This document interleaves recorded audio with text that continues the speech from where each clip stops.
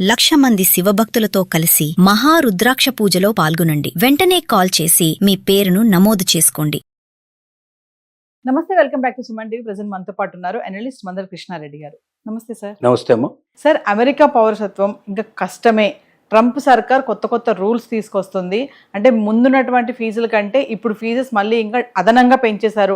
75% వరకు పెంచారనే వార్తలు అయితే వినిపిస్తున్నాయి. మరి ముందు ఇంకా ఈ సిటిజన్షిప్ అనేది కష్టం అంటారా? అసలు ఎందుకు ఇలా పెంచుతూ పోతున్నారంటే ఒక డీటెయిల్గా మాట్లాడుకుందాం సార్. ట్రంప్ రెండోసారి అధికారంలోకి వచ్చిన తర్వాత తన ప్రజలకు తాను ఎలక్షన్ వాగ్దానాలు ఇచ్చిన ప్రకారంగా వలసదారులకి అత్యధికంగా ఉన్నటువంటి జాబ్స్ని వారిని ఈ దేశం నుంచి పంపించేసి ఆ ఉద్యోగాలన్నీ మీకు ఇచ్చి నిరుద్యోగ సమస్యను పారదోలుతానని చెప్పి వాగ్దానం చేశాడు.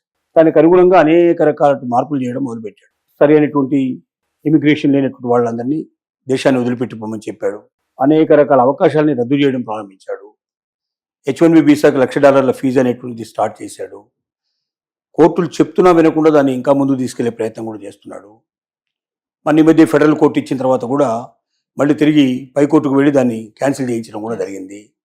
ఇలాంటి అనేక రకాలైన ప్రయత్నాలు జరుగుతూ ఉన్నాయి.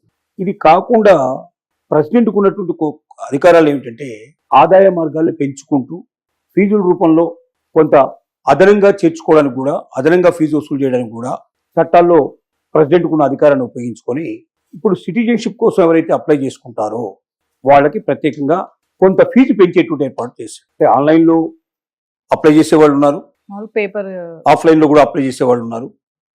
ఆఫ్లైన్లో అప్లై చేసే వాళ్ళకి ఇంతకుముందు మనం ప్రెసెంట్ ఆఫ్లైన్లో అయితే $760 ఉంటే ప్రెసెంట్ దాని ఇప్పుడు $1,330కి పెంచేశారు. 75% దాదాపు పెంచడం జరిగింది. ఆన్లైన్ వచ్చేసి $710 ఉంటే $1,230కి పెంచేశారు. అది కూడా 75%, ఆల్మోస్ట్ ఆల్ 75% పెరిగినట్టే లెక్క.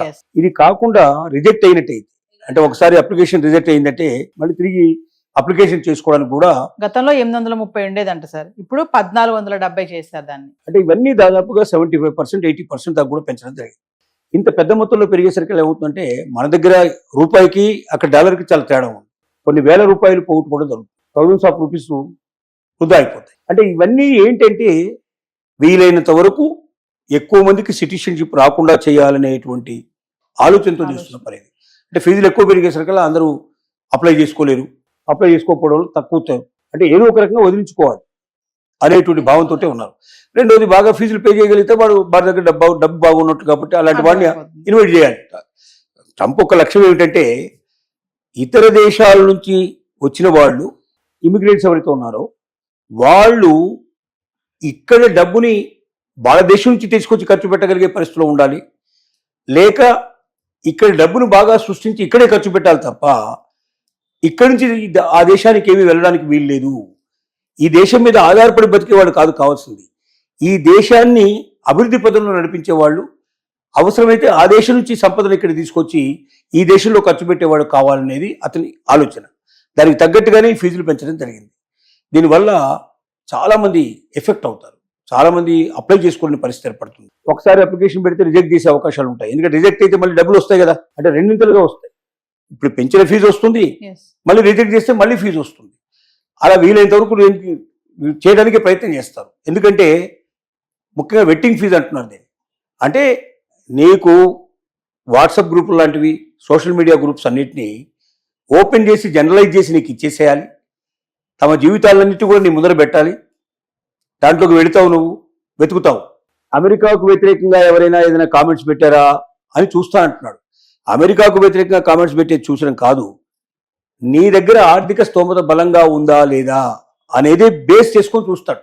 ఇది చాలా మంది మేధావులు కనిపెట్టారు. వారంగా వెట్టింగ్లో వచ్చిన వాళ్ళలో కొంతమంది అంతకుముందు వ్యతిరేకంగా కామెంట్ చేసిన వాళ్ళు కూడా ఉన్నారు, లేదా వాటిని ఫార్వర్డ్ చేసిన వాళ్ళు కూడా ఉన్నారు. వాళ్ళు కూడా ఇప్పుడు అమెరికాలో ప్రవేశించడం కూడా గమనించారు. కొన్ని మన తెలుగు సంస్థలు అక్కడ గమనించడం జరిగింది. కానీ ఆర్థికంగా స్తోమత ఉన్నట్టుగా ఆటోమేటిక్గా తెలుస్తుంది. ఎందుకంటే సోషల్ మీడియా ద్వారానే కదా ఎవరైనా ఫ్రెండ్స్ని అడిగినా, రిలేటివ్స్ని అడిగినా కమ్యూనికేషన్ అనేది ఆటోమేటిక్గా పోతుంది. లేదా బ్యాంక్ నుంచి వచ్చినటువంటి ఇన్ఫర్మేషన్, ఇట్లాంటి రకరకాలుగా మొత్తం నువ్వు ఓపెన్ చేసేసి వాళ్ళ ముందర పెట్టేసిన తర్వాత మొత్తం లైఫ్ అంతా స్టడీ చేసే అవకాశం ఉంటుంది. వాటిల్లో ఎక్కడైనా అప్పులు చేస్తున్నాడు, ఇతని ఆర్థిక స్తోమత లేదు, ఇతని పరిస్థితి కొద్దిగా మధ్యతరగతి వాడు వీడు అనే భావన ఎక్కడైనా కలిగితే బ్లంట్గా రిజెక్ట్ చేసేటువంటి ప్రయత్నం తీసుకొచ్చారు. వీటన్నిటి ఫలితం ఏమిటంటే వీలైనంత వరకు ఇమిగ్రెంట్స్ని అమెరికాకు రానివ్వకుండా చేయాలి, ఉన్న ఇమిగ్రెంట్స్ కూడా వదిలించుకునే ప్రయత్నం చేయాలి అనేటువంటి భావన తప్ప ఇంకోటి సిటిజన్షిప్కి అసలు అప్లై జరగకూడదు. సిటిజన్షిప్కి వచ్చేవాళ్ళు తగ్గిపోవాలి. సిటిజన్షిప్ ఒకసారి అప్లై చేసిన తర్వాత ఇప్పుడు కాదు 20 ఏళ్ళకు 30 ఏళ్ళకు 40 ఏళ్ళకు వచ్చే అవకాశాలు ఉంటే మళ్ళీ అదొక ఇబ్బంది కలుగుతున్న ఉద్దేశంతో ట్రంప్ సర్కారు తీసుకుంటున్నటువంటి జాగ్రత్తల్లో భాగంగా చేశారు. రెండోది ఆదాయాన్ని పెంచుకోవడానికి కూడా దీని ఒక ఆదాయ మార్గంగా కూడా ఉపయోగించుకునేందుకు ప్రయత్నం చేస్తున్నారు. అంటే ఈ కొత్త రూల్స్ వల్ల సార్ ఆల్రెడీ అప్లై చేసుకున్న వాళ్ళు ఉంటారు కదా, వాళ్ళకి కొన్ని మినహాయింపులు ఉంటాయి, అవి కూడా పోయే ఛాన్సెస్ ఉంటాయా సార్? ఇప్పుడు మినహాయింపులు కూడా తీసేశాడు. ఒక్క మినహాయింపు తప్ప ఇంతకుముందు ఏంటంటే ఆర్థిక స్తోమత తక్కువ ఉన్న వాళ్ళు ఎవరితో ఉన్నారో వాళ్ళకి వెసులుబాటు ఇచ్చే పద్ధతి లోపల ఫీజులు తగ్గించడానికి వాటికి కూడా కొన్ని అవకాశాలు దాంట్లో కల్పించారు. ఇప్పుడు ఎవరైనా ఇప్పుడు ఉన్నటువంటి సైన్య పిల్లలు కానీ లేకపోతే ఎక్స్ సర్వీస్ మ్యాన్ పిల్లలు కానీ ఎవరైనా ఉంటే వాళ్ళ వరకు మాత్రమే కొంత తగ్గించాలి, మిగిలినవన్నీ ఎత్తేసాడు. ఇంతకుముందు 4-5 రకాలైన అవకాశాలు ఉండేవి.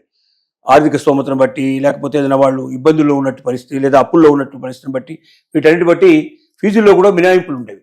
ఇప్పుడు ఆ మినహాయింపులు అన్నిటికీ స్వస్తి చెప్పాడు. నువ్వు ఏమన్నా ఉండు, నీ వ్యక్తిగత జీవితంతో నాకు సంబంధం లేదు, నాకు రావాల్సిన అదే నాకు రావాల్సిందే అనేటువంటి ఒక మొండి పట్టుదలతో ఇప్పుడు ప్రొసీడ్ అవుతున్నాడు.